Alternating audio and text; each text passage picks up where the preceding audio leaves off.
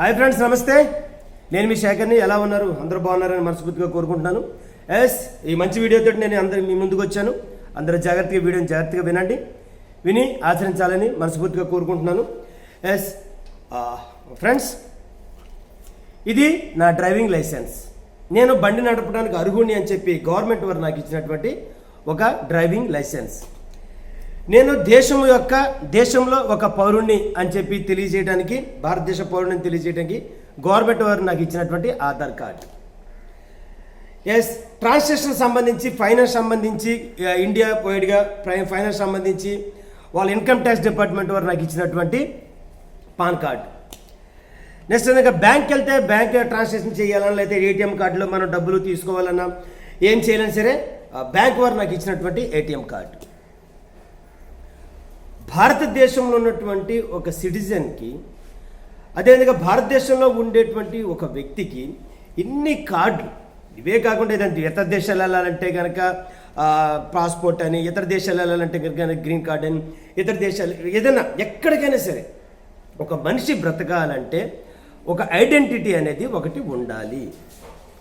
ఒక వ్యక్తికి ఒక ఐడెంటిటీ అనేది ఉండాలి. ఈ ఐడెంటిటీ ప్రకారమే ఆ వ్యక్తి, దాని ప్రకారం ఏదైతే ఉందో దాని ప్రకారం, ఐడెంటిటీ ప్రకారం వ్యక్తి అనేవారు సర్వైవల్ అవుతూ ఉంటారు. అది అందరికీ తెలుసు. ఇప్పుడు నా ఆధార్ కార్డు ఉంది. నా ఆధార్ కార్డు వెళ్ళి నేను ఎక్కడైనా సరే ఆధార్ కార్డు ఎంటర్ చేస్తే నా డీటెయిల్స్ అన్ని, నాది ఏ ఊరు, నేను ఎక్కడ ఉంటాను, ఓకేనా అని మొత్తం వస్తాయా రావా? అవునా కదా?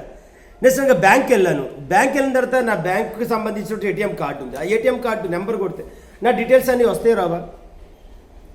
మరి స్టూడెంట్గా నీకేముంది? నేను నీ క్వశ్చన్ అడుగుతున్నా. స్టూడెంట్గా పీజీ కాడ నుంచి కిందకి కేజీ వరకు, కేజీ టు పీజీ అని అంటారు కదా, అలాగా ఎల్కేజీ చదివే స్టూడెంట్ దగ్గర నుంచి పీజీలు చదువుతున్నటువంటి స్టూడెంట్స్ వరకు ఏముంది? చదువుకునే స్టూడెంట్కి ఏముంది? పెద్ద పెద్ద ఫైల్ ఇలా జిప్ ఇలా ఓపెన్ చేస్తారు. ఇలా తీస్తే 10th class, intermediate, degree, PG, okay. ఈ మధ్యలో ఏదైనా ఐఐటీ చేస్తే ఐటీఐ, లేదా ఈ మధ్యలో ఏదైనా చేస్తే వైఈ, స్టడీ సర్టిఫికేట్లు, కాంట్రాక్ట్ సర్టిఫికేట్లు, ఆ ఫోటోలు, సిగ్నేచర్లు, అది ఇది అంత ఫైల్. ఒక ఇంటర్వ్యూకి వెళ్ళాలంటే ఆ ఫైల్ మొత్తం సంకలం పట్టుకుని మేము కూడా వెళ్ళాం. ఇన్ని జిరాక్స్, ఆ 3 సెట్లు జిరాక్స్ తేమంటాడు. గవా 3 సెట్లు ఆ ఒరిజినల్ పట్టుకుని 3 సెట్లు జిరాక్స్ పట్టుకుని సంకలెట్టుకుని గవా పరిగెట్టాలి. అవునా కదండి? దీని అంతటిని కంక్లూడ్ చేస్తూ ఇంత భారం లేకుండా స్టూడెంట్కి, ఓకేనా, సెంట్రల్ గవర్నమెంట్ వారు ఇచ్చేటువంటి ఏకైక వన్ నేషన్ వన్ ఐడి. బాగా గుర్తుపెట్టుకోండి, వన్ నేషన్ వన్ ఐడి. నువ్వు ఇండియాలో ఉండేటువంటి ఒక స్టూడెంట్ ఈ ఐడి వాడి యొక్క చదువు నిమిత్తం డిజీ లాకర్లో ఉంటాయి మొత్తం అన్నీ కూడా. అంటే నువ్వు ఎక్కడికైనా సరే ఇప్పుడే నీకు ఒక ఐడి ఇస్తుంది government, one nation one ID అంటుంది. ఇప్పుడు ఆ ఐడి అనేది, ఓకేనా, నువ్వు ఇంత ఫైల్ మోసుకెళ్తున్నావు అన్నాను కదా, ఆ ఫైలు ఏ సంబంధం, జస్ట్ ఆ నెంబర్ చెప్తే చాలు. ఒక స్టడీ సర్టిఫికేట్ ఉండదు, ఒక కాంట్రాక్ట్ సర్టిఫికేట్ ఉండదు, ఒక టీసీ ఉండదు, ఓకేనా, ఏమీ ఉండవు. అన్నీ కూడా దాంట్లో క్యూఆర్ కోడ్లో ఇంక్లూడ్ అయిపోయి ఉంటాయి. అర్థమవుతుందమ్మా? ఇంక్లూడ్ అయిపోయి ఉంటాయి. స్కూల్లో, ఓకేనా, చేస్తున్నారు, ఓకేనా, ఇది ఐడిని క్రియేట్ చేస్తున్నారు. దీని పేరే అపార్, APAAR, అపార్, ఆటోమేటెడ్, ఓకేనా, ఆటోమేటెడ్ పర్మనెంట్ అకాడమిక్. ఏంటమ్మా?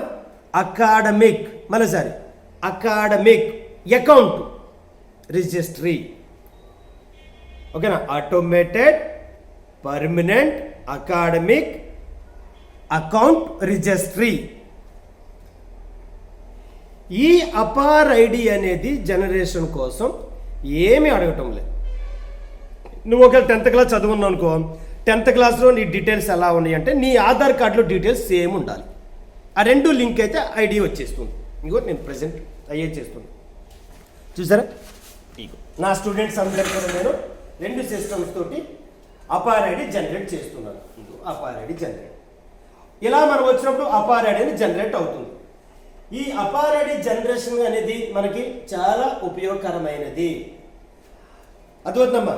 ఎందుకంటే రాబోయే రోజుల్లో ఏ దేశం వెళ్ళాలన్నా, నువ్వు ఇతర దేశాలు వెళ్ళాలన్నా, ఇక్కడ నుంచి ఇతర దేశాలు వెళ్ళాలన్నా, ఎక్కడికి వెళ్ళాలన్నా సరే జస్ట్ ఆ నెంబర్ చెప్తే చాలు, జస్ట్ ఆ నెంబరు ఎంటర్ చేస్తే చాలు.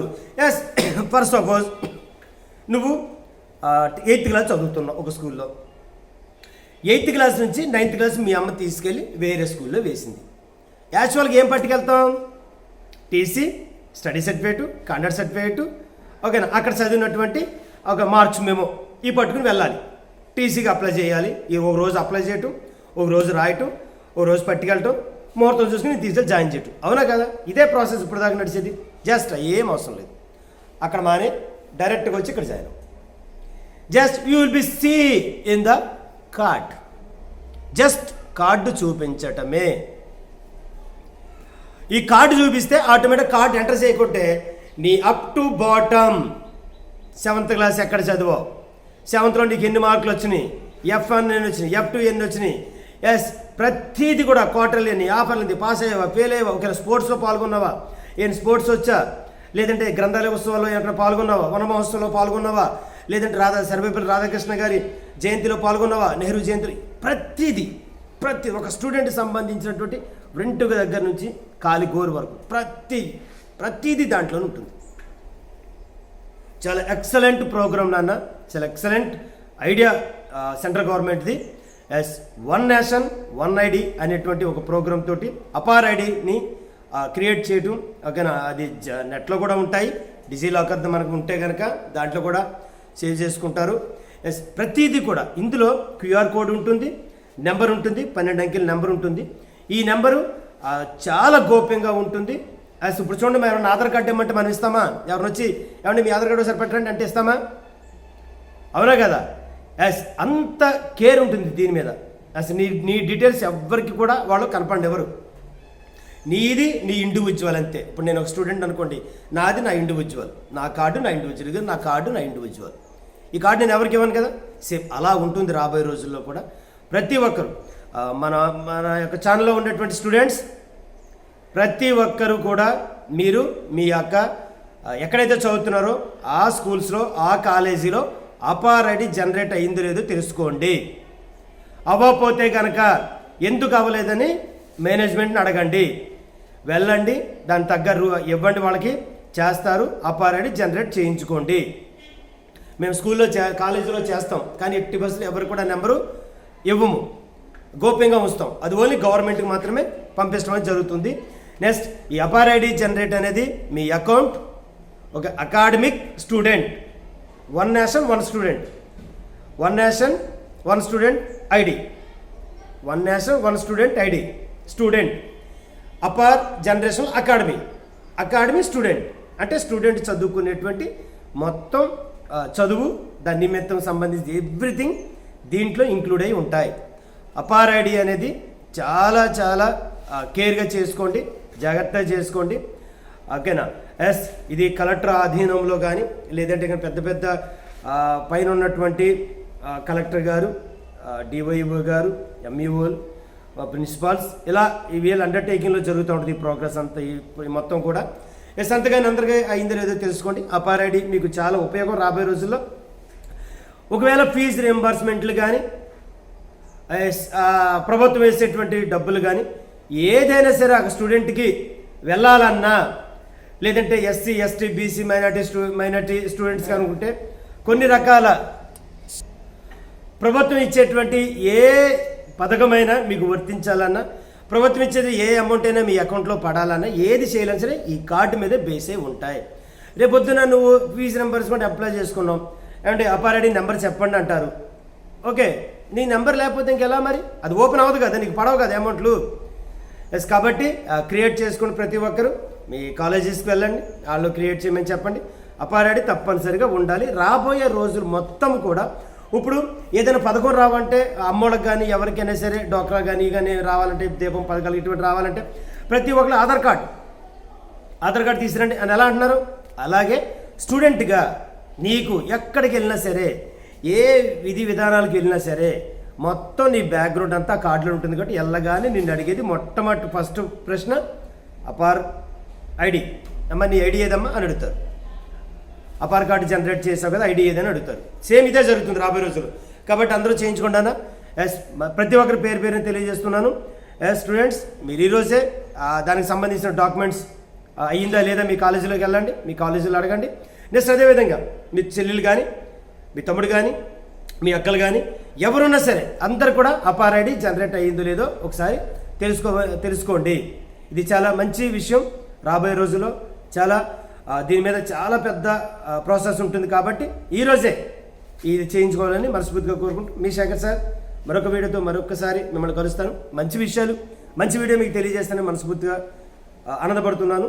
ఎస్, ఇది ఎందుకంటే ఇది చాలా ఉపయోగకరమైంది కాబట్టి జాగ్రత్తగా గుర్తుపెట్టుకుంటాను. జాగ్రత్తగా ఉండండి. Yes, bye, thank you.